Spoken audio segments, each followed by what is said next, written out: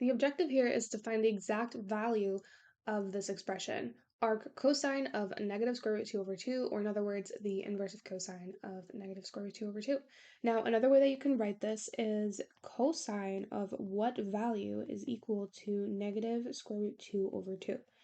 And we can figure this out using the unit circle. So let's go ahead and draw one.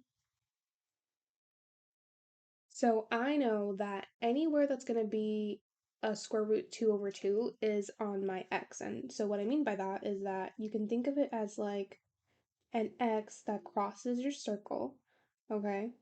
And every single part of that x has an ending point of square root 2 over 2, square root 2 over 2, and they're all the same except the signs, of course.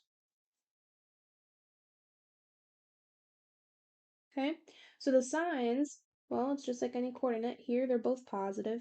Here, the x is negative. Here, both are negative.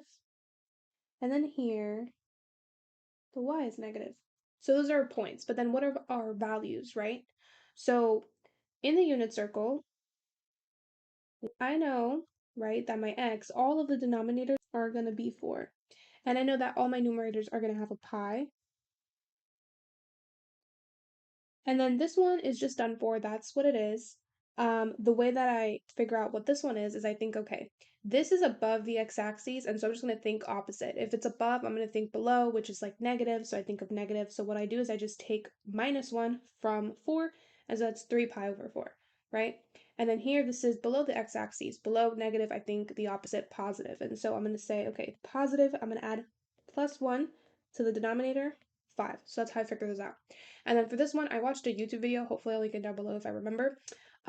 But I learned that the way you can remember this one is 5 days a week I go to 7-Eleven. So the ones that are over here are 5 and then 11, but we're not going to do those. We're just going to write the ones that we need.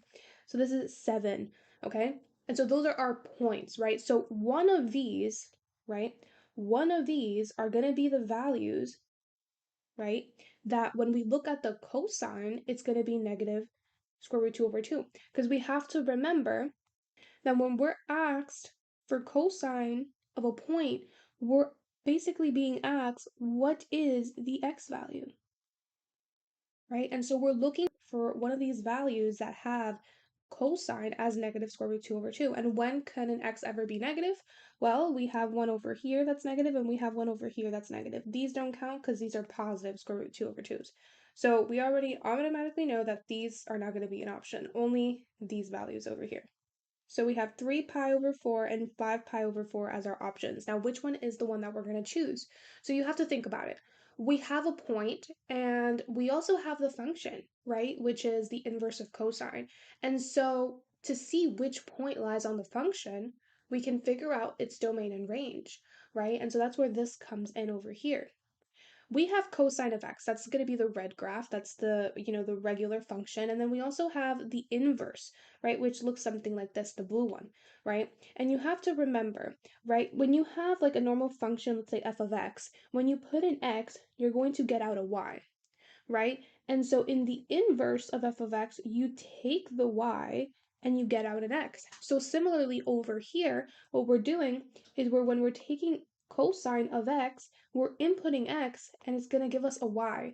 And so in the inverse of cosine, when we input y, we're going to get x. Okay, so that's what we're looking at over here.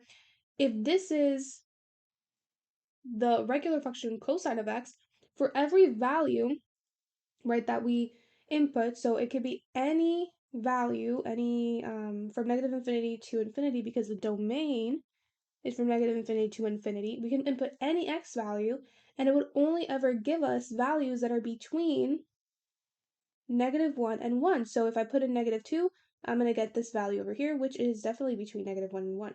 If I put in -1, I'm going to get this value here, which is definitely between -1 and 1. And so on. Every value that I could ever put is always going to be between -1 and 1 for cosine of x. And so that's why the range is from -1 to 1, right?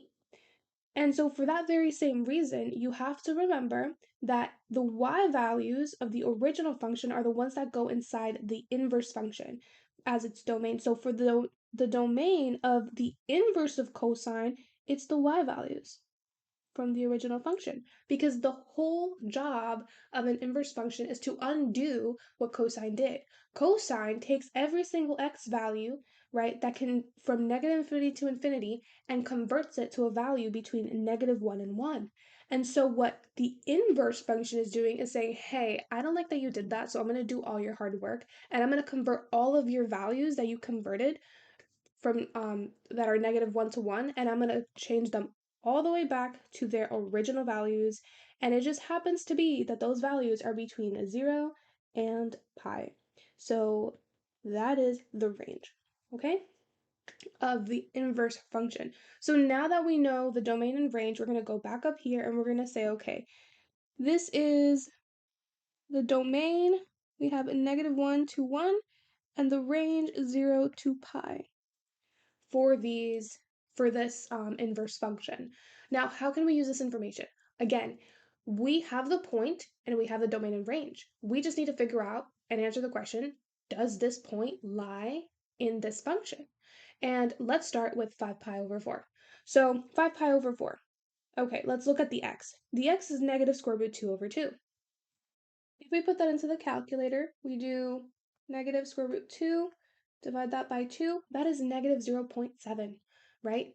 And so we're basically saying negative 0.7, and I'm pretty sure this one's negative as well. And so the question that we have to ask ourselves is negative 0.7, does it satisfy the domain of this function? Is it greater than -1? And is it less than 1? It's definitely less than 1. And it's definitely greater than -1, right? And so it does satisfy the domain. So we're good on that. Let's move on to the y value now. It's the same thing, but it has a different set of parameters. It has to actually be greater than 0, and negative 0.7 isn't greater than 0. And therefore, this is not the point that lies in our function, and so it just can't be an answer because this point doesn't lie in our function because it doesn't satisfy the range of the function. And so let's move on to the next one, okay? This, again, we already know is, what is it, negative 0.7?